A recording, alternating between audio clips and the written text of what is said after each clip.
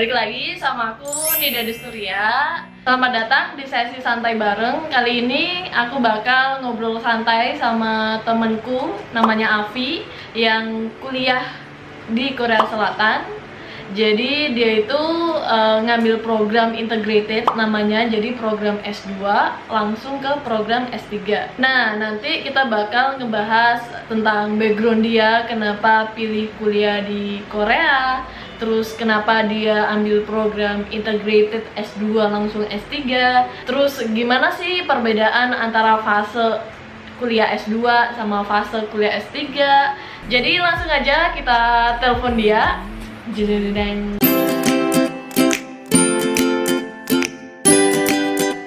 Halo Afi. Hai Nida. Long time no see really. Alah, tiap hari juga telepon kita. Oh. Oke. Jadi kita nanti hari ini bakal diskusi tentang ya pengalaman kamu buat kuliah di Korea, terus dari jurusan S1-mu ke S2 yang sekarang. Kayak tentang kuliahmu lah. Oke. Gimana kabarnya? Baik. Alhamdulillah sehat di tengah pandemi. Gimana nih? Gimana? Inilah sebelum wawancara kita kenalan dulu sebelum ngobrol-ngobrol. Kenalan dulu mungkin nama, terus kuliah sekarang di mana, terus lagi mungkin jurusannya sama kegiatan yang sekarang apa aja. Nah, oke, kenalan ya. Oke, nama saya Anafi Nuraini. Saat ini saya sedang mengambil integrated di Kumoh National Institute of Technology di Korea Selatan. Gitu. Jurusannya Applied Chemistry. Asik, anak kimia coy gitu. Integrated tuh berarti S2 gabung S3 kan? Benar banget. S3, S2 gabung S3 gitu. Ntar juga aku bakal nanyain tentang program integratedmu pas di Korea sekarang. Tapi sebelumnya kita ngobrol dulu aja tentang mungkin dari background S1 yang anak pendidikan ya. Benar. Jurusannya apa? Jurusan pendidikan. Dulu S1 pendidikan fisika. Pendidikan fisika, berarti nggak ada teknik-tekniknya sama sekali kan? Berarti kalau pendidikan sama sekali nggak ada sama sekali. Dulu tuh belajarnya setengah-setengah gitu, maksudnya setengah pendidikan, setengahnya lagi fisika murni. Jadi totally nggak ada kimia-kimianya, nggak ada. Teknik-tekniknya juga nggak ada. Itu bener-bener teknik-tekniknya nggak ada. Fisika ya fisika murni aja gitu, kayak mulai dari fisika dasar, terus belajar dikit tentang fisika modern, fisika statistik, ya itu belajar semua, tapi cuma introduction semua gitu.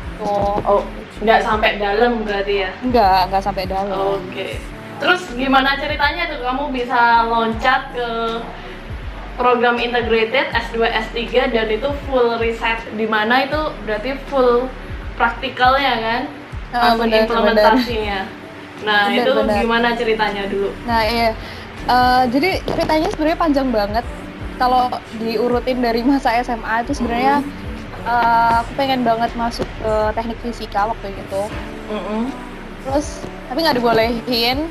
Jadi aku tetap ngambil fisika tapi di ranah yang lain, di pendidikan lah. Udah tuh masuk S1 pendidikan fisika. Nah, terus dulu lumayan enjoy sih sebenarnya di situ. Sampai akhirnya di sekitar semester 6 atau 7, lupa. Nah, itu ada mata kuliah namanya seminar fisika sama eksperimen fisika 2. Nah, di mata kuliah itu tiap mahasiswa wajib punya proyek fisika gitu, terus habis itu ditulis makalahnya, hasilnya terus dipresentasikan. Dosbing aku ini punya background yang fisika banget lah beliau. Dan kebetulan saat itu beliau lagi punya proyek monitoring baterai untuk standalone photovoltaic system. Jadi fisika banget kan, terus tapi fisikanya fisika yang terapan gitu. Nah, saat itu kayak ini sesuatu yang menarik nih. Aku suka di sini nih. Ini menarik gitu. Nah, saat itu mulailah kita lanjutnya ntar pas S2 mending ke yang terapan aja deh. Ya udah deh, habis itu mulai cari-cari jurusan, cari-cari kampus yang punya ya program yang kayak gitulah, yang terapan gitu. Tak potong dulu ya, berarti kamu mulai Hmm. fisika terapan tuh mulai semester 6 semester 7 pas S1 ya? Bener banget, bener banget. Waktu itu udah yang bener-bener buta, nggak ngerti apa-apa, Iya, tapi heeh. langsung belajar gitu, mulai dari yang programming dikit-dikit, terus Heeh. main hardware juga Hardware iya. juga. Oke, berarti itu Sempet dari dosen pembimbing itu ya awal mulanya. bener. Iya. Wih, Itu kayak mantap banget. mendapatkan apa yang dimimpikan waktu SMA gitu. Oh, ini nih yang dulu aku mau. Makanya dari situ kamu pengen S2-nya ke ini, berarti fisika terapan. Bener, fisika terapan. Nyarinya waktu itu yang masih tentang photovoltage, atau Mm-mm. battery management, atau solar Mm-mm. cell. Masih cari yang kayak gitu, masih random banget nih. Heeh. Terus sampai akhirnya nemu lowongan di lab aku yang sekarang. Waktu itu masih ngerjain soal solar cell. Itu kenapa aku Oke. mau daftar di lab ini. Nah, ternyata Mm-mm. di lab itu jurusannya nggak fisika, tapi masuknya di Departemen Applied Chemistry. Hanya Oke. sekarang belajarnya kimia gitu. Tapi topik yang kamu kerjain sekarang pas S2 S3 ini program integrated ini nggak maksudnya masih tergolong fisika atau udah masuk kimia? eh Campur sih, aku nggak bisa bilang ini totally kimia, ini totally fisika, karena sebenarnya yang aku kerjain sekarang, jadi waktu aku datang, proyek solar cell ini cuma bertahan 1 semester kalau nggak salah. Terus habis itu ganti proyek yang baru, which is itu fisika, bukan sih, apa namanya? Elektrokimia gitu. Oke. Electrochemistry jadinya. Ya ada Oke. ilmu-ilmu fisikanya dikit, tapi juga ada kimianya. Jadi gimana ya? Ya mix gitu lah. Berarti kamu maksudnya dulu kan backgroundnya fisika banget. Tapi di S2-nya kan campuran antara fisika sama kimia. Berarti tuh kamu Benar. belajar sesuatu yang baru dong kalau kayak gitu. Totally baru. Belajar Benar-benar banyak baru banget berarti ya. Harus banget belajar banget. banyak banget. Tapi itu masih selinier nggak sih sama S1-mu? Nggak ya? Udah beda Nggak, totally jurusan. different. Bener, totally different gitu. Karena yang S1 itu kan pendidikan fisika, which is diproyeksikan untuk menjadi guru fisika. Dan Mm-mm. sekarang itu enggak gitu, tapi diproyeksikan untuk menjadi seorang researcher, atau technician, atau mungkin jadi lecturer kalau mau di Mm-mm. akademik. Nah, itu tuh gimana rasanya? Kalau pas S1 gini, S2 gini, kan itu nggak linear gitu. Benar, nggak linear sama sekali. Struggling sih pastinya. Di Mm-mm. lab juga struggle, di kelas juga struggle, karena kalau misalkan di kelas itu kan mata kuliahnya otomatis kimia ya. Maksudnya mulai dari yang biokimia, terus Mm-mm. apalagi ya, kimia material, terus Mm-mm. elektrokimia, bahkan kimia organik juga belajar. Nah, Oh. kalau yang kimia organik kayak gitu bener-bener yang wah, apa ya ini sih? Kayak I have no idea. Belajar banget lah pokoknya. Wah, keren-keren nih. Ini keren teman-teman.